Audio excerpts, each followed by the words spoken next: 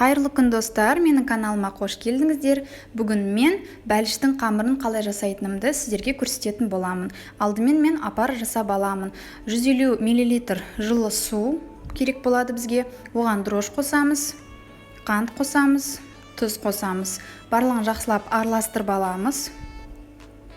Одан кейін ұн қосамыз.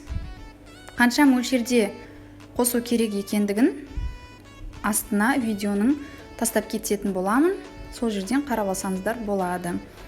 Апарымызды жақсылап араластырып аламыз. Және де бетін жауып жылы жерге қоямыз. Апарымыз көтерілу керек. 15-20 минуттай апарымыз көтеріледі. Мінекей достар, менің апарым осылай болып қою болып көтерілді. Міне көріп тұрғаныңыздай. Енді қамыр илейміз.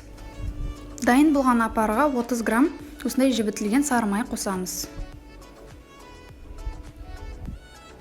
Және де оған 1 шай қасық қант және жарты шай қасық тұз қосып араластырып аламыз. Өздеріңіз көріп тұрғаныңыздай, мен қамырға су қосқан жоқпын. Апарының сұйықтығына ғана қамырымды илеп алдым. Осы қамырдан 15 шақты пирожки шығады менде. Ал егер сіздер одан да көбірек шықсын десеңіз, онда су қосуыңызға болады қамырымызға. Егер су қосатын болсаңыз, онда суыңыз міндетті түрде жылы болуы керек. Мінекей достар, біздің қамырымыз дайын болды. Осындай қамыр шығады. Қолға жабысқақ қамыр болады. Және де мен қолымды сулап аламын да, осылай үстінен басып шығамын қамырымды.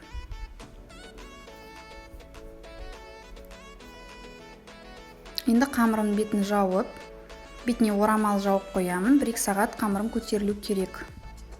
Мінекей достар, менің қамырым дайын болды. Өте керемет болып көтерілді.